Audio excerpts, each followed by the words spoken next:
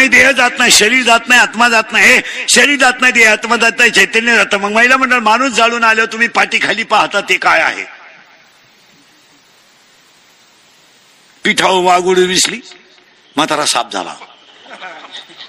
म्हातावर 4 पाय उठले, म्हातारा बोकड्या झाला. बोकड्या होणारच ना, म्हातारा रस सोडून काही खातच नव्हता. म्हातारी मिली, 3च पाय दिसले, म्हातारी खेकड झाली. का? म्हातारी वायले निघताना भांडे चोरूनच ठुलते, मग खेकड नाही होईन तर काय होईल? अरे बाबा, याच्यातलं चैतन्य गेलं, जग संपलं, प्रश्न मिटला. आता तुम्हाला पुढचा प्रश्न मी विचारतो, माणूस मेल्यावर स्वर्गाला जातो का? तांद्यावर का डोक्याला? मरायचं मिटलं. आता माणूस मेल्यावर स्वर्गाला जातो का? आता जातो का हे मी तुम्हाला सांगितलं असतं, पण अजून मी गेलो नाही.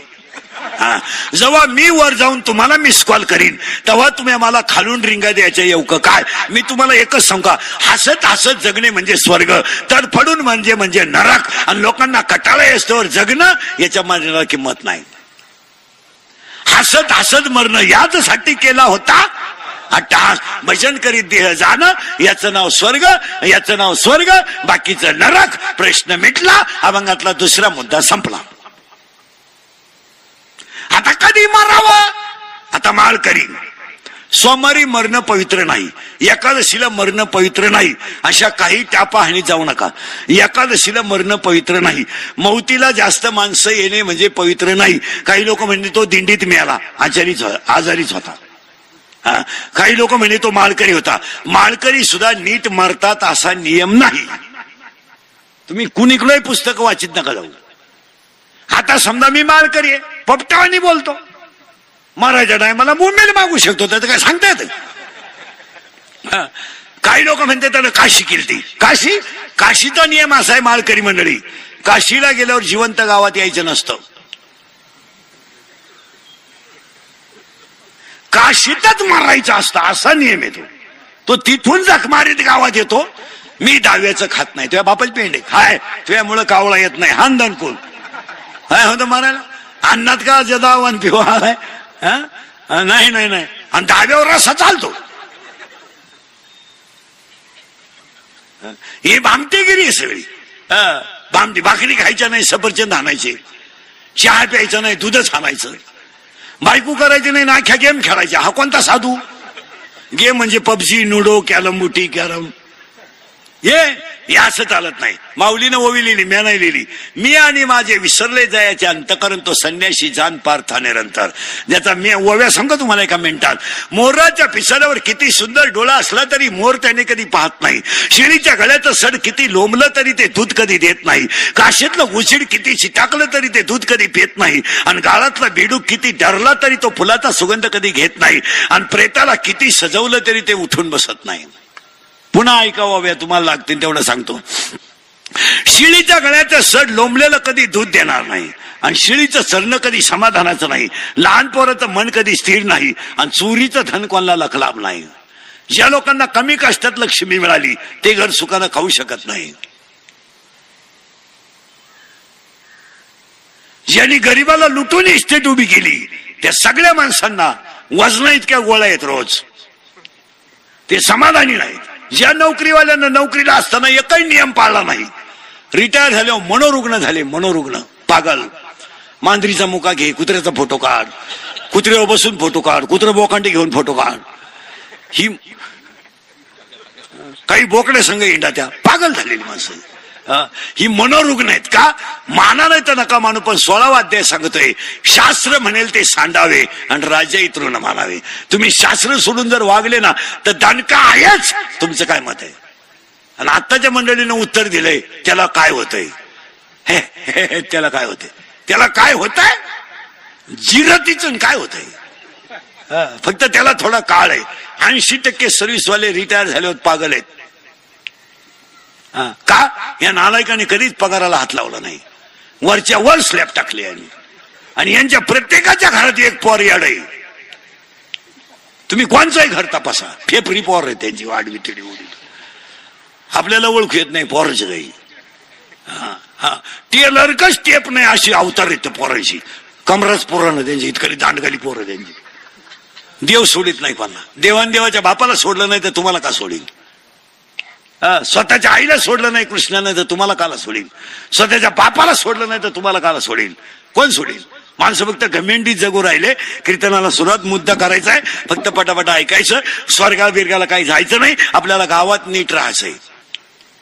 हा बस, ते स्वर्ग बिर्ग मरू द्या तिकडे, काय असेल ते असं. हा म्हातारी साप झाली, ती कातीन टाकून गेली, कातीन टाकूनच गेली बाई ती. ती केस फुगे घेत होती, मग केसाच्यामुळं कातीन टाकली तिनं, आणि ती कातीन माझ्या स्वप्नात आली. येणारच तो जर सासरा बिन भाकरीचाच मारलाय तर येणार.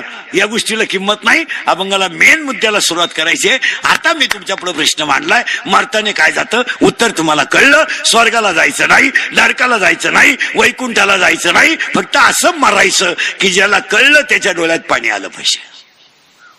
बस, आपण मेलो ना, ज्याला कळलं. आणि लोकांसाठी जगायचं नाही, आपल्यासाठी जगायचं. लोकांना तुमचं काही घेणं नाही.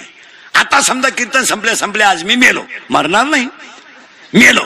माझ्या अंत्यविधीला समजा 50,000 लोक आली, मला फायदा काय? मी उलथून जाणार, मग ते मला जाळायला येणार आहे का उठवायला येणार आहे? जाळ. लोकांना तुमचं काही घेणं नाही. तुम्ही भ्रमात आहेत. आणि सगळी लोक कशा ते सध्या भ्रमात आहे. अभाव त्यांचे 10-12 कारखाने आहेत, 5-50 कॉलेज आहेत, ते गेले एवढा कारभार कोण पाहिल? ते जावा ही लोकांची इच्छा आहे. लोकांना काय घेणं नाही. 7 महिने झालेले अनाथाची माय सिंधुताई सपकाल गेल्या लोक विसरले, लता मंगेशकर गेल्या लोक विसरले, अब्दुल कलामांसारखा विद्वान गेला लोक विसरले, अटल बिहारी सारखा राजकीय योद्धा गेला लोक विसरले, 2 महिन्यामध्ये आरक्षणासाठी लढणारा विनायक मेटे गेला लोक विसरले, उद्या दुपारी इंदुरीकर गेला लोक विसरले. काय मत आहे तुमचं? काही लोकांना घेणार नाही. लोक फक्त डिजिटल लावणार, भावपूर्ण श्रद्धांजली वाहणार, चांगले चपला घालणार, निघून जाणार. कोणाला घेणार नाही. आता पुढे सांगा, बायकोलाच घेणं नाही तर पोरांचा काय संबंध आहे? प्रियशीला घेणं नाही, घेणं नाही कुणाला काही, काहीच घेणं नाही, काहीच घेणं नाही. हा सगळा तमाशा आहे. आणि ह्या तमाशाचे आपण कलाकार आहेत. हा, या हिरी खंड मोटरी बसणं, पाईपलाईन करणं, डेऱ्याला लढवणं, सोसायटीला लढवणं, ग्रामपंचायतीला लढवणं, हा सगळा तमाशा आहे. आपल्यावर वेळ आल्यावर काय? उत्तर द्या.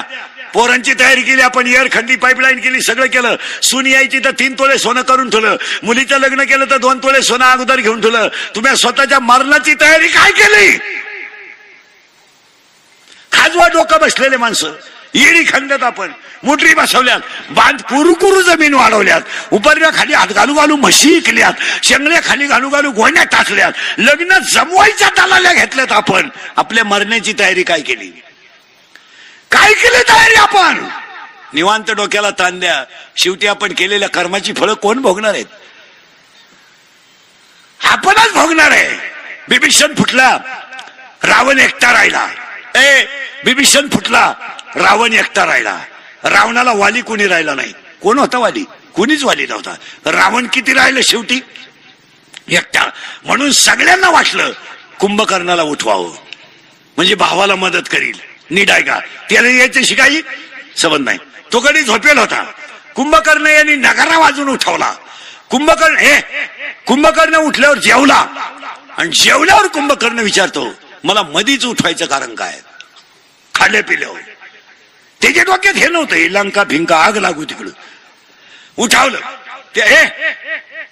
त्याला सांगून टाकलं की तुझ्या भावाने झकमारी केली, सीता पळून आणली, नको ते करायला होतं. सीता आणली, सगळ्यांनी सांगितलं, त्यानं ऐकलं नाही. सीता त्यानं परत दिली नाही. आणि आता युद्धाला राम येणार आहे, आणि रामाचं आणि रावणाचं युद्ध होणार आहे. कुंभकर्णाचं वाक्य पोथ्या वाचणारी नीट आहे का? कुंभकर्ण म्हणतो ही रावणाला दुर्बुद्धी सुचली कशी? सगळ्यांच्या दृष्टीने कुंभकर्ण याडा आहे, पण रावणाला ही दुर्बुद्धी सुचली कशी? का? रावण रामाच्या शक्तीपुढे टिकू शकणार नाही. का? रावणाकडे संपत्ती आहे पण आसुरी आहे, आणि रामाकडे संपत्ती आहे पण दैवी आहे. संपत्ती आहे. कुंभकर्ण रावणापुढे जाऊन उभा राहिला, आणि रावणाला सांगितलं मला का उठवलं?